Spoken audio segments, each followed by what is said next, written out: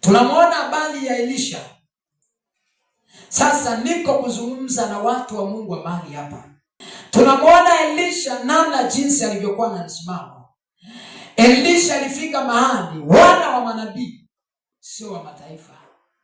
Ninapozungumzia wana wa manabii ni watoto wa nabii. Bwana Yesu asifiwe sana. Amen. Ni watoto wa nabii, ni kama nani tuseme, labda askofu wetu, wale watoto wake. Bwana Yesu asifiwe sana. Biblia inasema kwamba Elisha aliamua kuambatana na Elia toka mwanzo. Ukirudi nyuma utaona ya kwamba Elisha aliuza vitu vyake. Alikuwa ni mfugaji na mkulima. Aliuza ng'ombe na akawapa watu wakala nyama. Akaacha kazi zake, akasema naambatana na mtumishi wa Mungu Elia. Bwana Yesu asifiwe sana. Katika safari ya kwenda, sasa inafika mahali Bwana kupitia Elia anamwambia Elisha, sikiliza, anakuambia mara ya kwanza anamwambia keti hapa.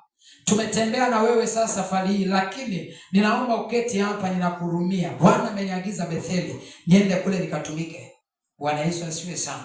Elisha anasema kwamba la hasha, Bwana wangu, kama Mungu wako aishivyo na jinsi wewe uishivyo, haisee sitakuacha. Tutaenda na wewe kule ambako Bwana amekutuma. Bwana Yesu asifiwe sana. Biblia anasema ya kwamba alipozungumza hayo, wana wa manabii wakatokea wakamwambia Elisha, sikiliza, unajua Bwana Mungu wa mbinguni atamuondoa bwana wako leo, asiwe mkuu wako tena. Ile bwana wako leo imeandikwa kwa herufi ndogo. Bwana Yesu asifiwe sana. Maana yake nini? Manabii hao walikuwa nazungumza kitu cha kweli. Haleluya. Walikuwa nanena kitu cha kweli juu ya Elisha, ya kwamba kuna wakati kweli Elia atatolewa hata kuwa mkuu wako tena. Bwana Yesu asifiwe sana. Na mbaya zaidi sasa, Elisha anawaambia yote haya najua, nafahamu, nyamazeni, kaeni kimya.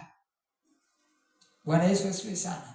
Haikutosha, anamwambia tena Elisha, kaa hapa, nimetoka Betheli, Bwana ameniagiza tena niende Yordan, niende Yeriko. Bwana Yesu asifiwe sana. Niende Yeriko, huko ameniagiza, naomba uketi hapa. Msimamo wa Elisha huko pale pale. Anaambia bwana wangu, sikiliza, kama Mungu wa mbinguni wa kwako anavyoishi na wewe unavyoishi, sitakuacha, tutaenda na wewe Yeriko. Haleluya. Alipozungumza hivyo, wana wa nabii tena wakaja wakamwambia, sikiliza, unajua ya kwamba Bwana Mungu wa mbinguni atamuondoa bwana wako leo, asiwe mkuu wako tena? Akamwambia, ndiyo najua, nyamazeni. Bwana Yesu asifiwe sana. Haikuishia hapo, hakukata tamaa.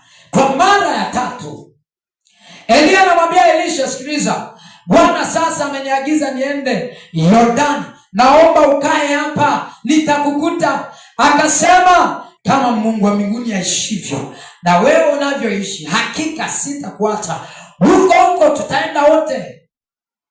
Bwana Yesu asifiwe sana. Sasa kwa mara ya mwisho hii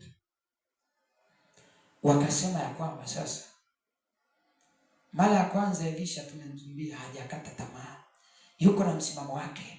Ya pili yuko wakasema watu 50 wakakusanyana wakamkabili. Bwana Yesu asifiwe sana. Maana yake kwa maneno, mara ya kwanza wameshindwa, mara ya pili wameshindwa. Sasa wameamua waende wazima. Wasema sasa twende tukawakabili. Katika mto ule njia hakuna. Maana yake wako wawili, Elia na Elisha. Wale watu 50 wanakuja kuwakabili. Maana yake wanakuja kuwazuia na kuwapinga, kwa sababu kule alikokuwa naenda Elisha ilikuwa ni mpango wa Mungu na kusudi la Mungu alikuwa amelibeba. Kwa hiyo alikuwa wanapambana kuzuia kusudi la Mungu lisimie, lakini msimamo wa Elisha ulibaki pale pale. Elia alisema naenda, lakini Elisha akasema tutaenda wote mpaka kuhakikisha, mpaka ukamilifu wa dahari tutakuwa wote. Walipowakabili Biblia inasema kwamba Eliya akapiga na vazi lake, mto ukagawanyika, wakavuka. Wakaanza kushangaa imekuwaje? Na ukumbuke mara ya tatu alipoonyesha msimamo wake Elisha kwamba nitaenda na wewe Eliya mpaka kileweke, ndipo alipofunguka na kwambia omba lolote unalotaka nikutendee. Kabla hawajavuka ule mto, ndipo Elisha alichokuwa na kitafuta anasema ninaomba maradufu ya uwezo ulionao. Bwana Yesu asifiwe sana. Eliya kaona ni jambo gumu ambalo limeonekana, lakini ninakuhakikishia kilichomsaidia Elisha kupata ule uwezo mara mbili ya Eliya ni ule msimamo wake alikuwa nao. Ni ule msimamo wake alikuwa nao. Uwe na uhakika Eliya angekubali kukaa chini amsubiri kwamba Elisha angekubali kukaa chini amsubiri Eliya arudi, huo uwezo asingeupata. Lakini mtumishi wa Mungu akaona namna huyu mtu alivyoonyesha msimamo. Watu wamekuja wakimwambia maneno ya kumvunja moyo, tena ni watu wakubwa, watoto wa watu wazito, manabii, lakini ameonyesha msimamo. Akasema lasha, kwa kuwa umeonyesha msimamo huu, Mungu wangu aishivyo, utavipata hivi vitu endapo utaniona nitakapoondoka. Maana yake ni nini? Endapo hautageuka na kushinda kunitazama tena ukaangalia vingine, hivi unavyoviomba utavipata. Sisi kama tunaelewana, ni jambo zito. Eliya alisema umeomba jambo gumu, lakini usipokengeuka na ukachoka ukatoa msimamo wako uliokuwa nao toka mwanzo, ninakuhakikishia hautakupata hiki ambacho umekiomba. Lasha, ukiniona utapata. Bwana Yesu asifiwe sana.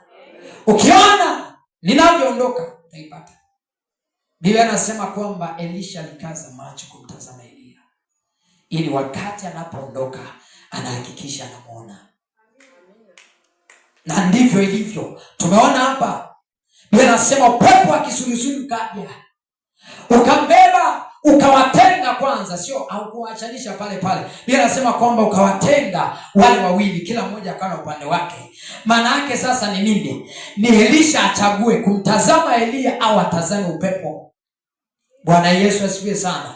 Elisha achague ni kumtazama ambaye amemwambia ukiniona nitakupa au utapata ile unachokiomba, au utatazama upepo ambao umekuja kwa kisulisuli. Ni mambo mawili aliambiwa chague, ijapokuwa sio kwa maneno, kwa matendo. Bwana Yesu asifiwe sana. Biblia inaambia kwamba ule upepo hakutazama, alimtazama Eliya namna gani anaondoka. Eliya alipopaa alimtazama akalia sana, anasema Bwana wangu yuko wapi Mungu wa Eliya? Bwana Yesu asifiwe sana. Na hapo ndipo mwisho alimtazama mpaka akatokomea kumwona tena. Kilichofanyika, lile vazi alikuwa nalo Eliya likaanguka, akalichukua. Alipolichukua, Biblia inasema kwamba anarudije sasa? Ni mto alipiga, vazi la Eliya ukagawanyika. Akasema tayari nimemuona. Ana uhakika kwa sababu alichoambiwa ndivyo ilivyotokea na amemuona. Kwa hiyo ana uhakika ile nguvu iko ndani yake. Ile vazi akatumia, akapiga maji yakagawanyika, endelea safari. Wale waliokuwa wakimkabili walipotazama roho ya Eliya iko ndani ya Elisha, Biblia inasema walipiga magoti kifudifudi, wakasema, wakalia, hakika roho ya Mungu iliyoko katika Eliya imehamishwa kwa Elisha. Bwana Yesu asifiwe sana. Nguvu ya msimamo katika